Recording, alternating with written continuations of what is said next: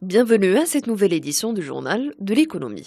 Et l'on commence avec les résultats de l'enquête permanente de conjoncture auprès des ménages marocains menée par le Haut Commissariat au Plan qui montre qu'au troisième trimestre 2017, le moral des ménages enregistre une nette amélioration par rapport au même trimestre de l'année précédente.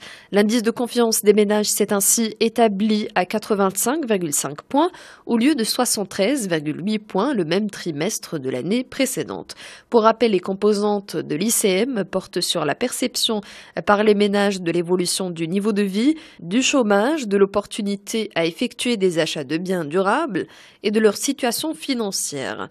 Par ailleurs, 84,2% des ménages estiment que les prix des produits alimentaires ont augmenté durant les 12 premiers mois, alors que seuls 1,4% ressentent leur baisse. Le solde d'opinion est resté négatif, à moins 82,8 points, après avoir été de 86,4 points le trimestre précédent. Et puis les investissements projetés par les établissements et entreprises publiques pour l'année 2018 s'élèvent à 107,57 milliards de dirhams, selon le rapport sur les établissements et entreprises publiques accompagnant le projet de loi de finances au titre de 2018.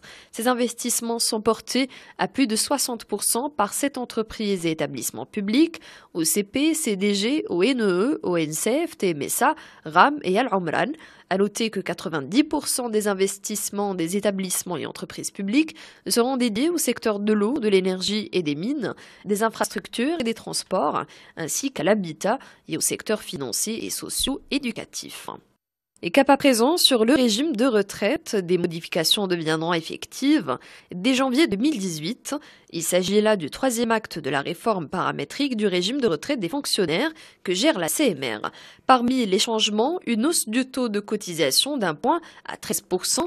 Celle-ci a été étalée sur 4 ans dans l'objectif de passer à 28% en 2019.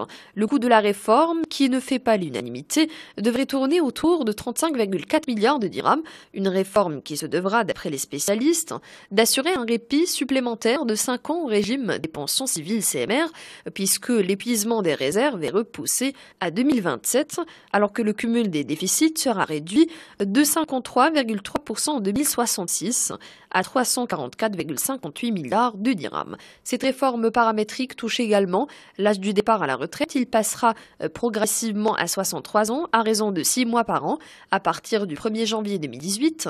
La possibilité d'une prolongation en cas de nécessité de service est offerte.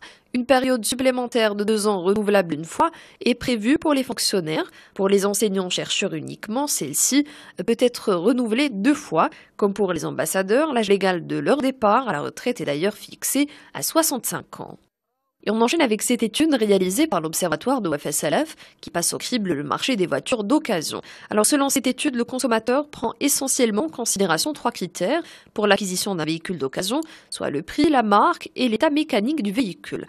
Par ailleurs, les canaux d'achat sont dominés par les transactions de particulier à particulier, soit 52%. En effet, l'achat de véhicules d'occasion est très marqué par la relation interprofessionnelle. Viennent ensuite Internet qui représente 29% et les garages spécialisés avec 20%. Ceci dit, qu'au niveau de la progression des canaux, les Marocains accordent de plus en plus d'importance aux canaux institutionnels et aux relations de nature professionnelle au détriment des relations de nature amicale, même s'ils sont plus rassurés lorsqu'ils achètent le véhicule à une connaissance. L'achat via Internet est quant à lui de plus en plus prisé.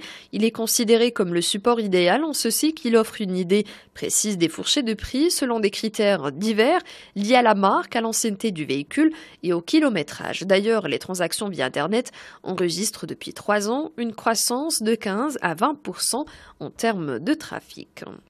Et parlons à présent du trafic aérien national qui a enregistré des hausses importantes en septembre dernier.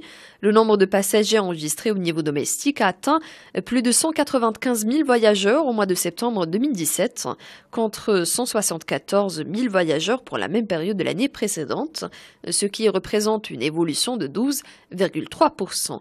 Le trafic aérien commercial dans les différents aéroports du Royaume a enregistré une hausse de 7,51% par rapport à la même période de l'année 2016.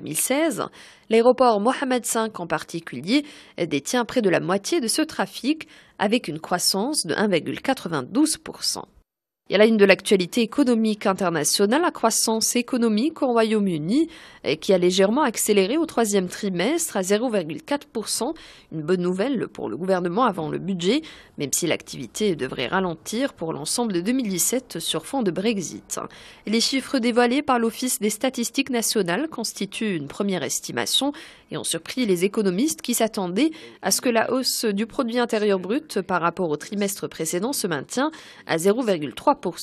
Il témoigne toutefois toujours d'une activité économique qui ralentit depuis le début de l'année par rapport à 2016 où la croissance avait atteint 1,8% sur l'ensemble de l'année, au point que le pays a été le plus mauvais élève au sein des pays du G7 au premier semestre 2017.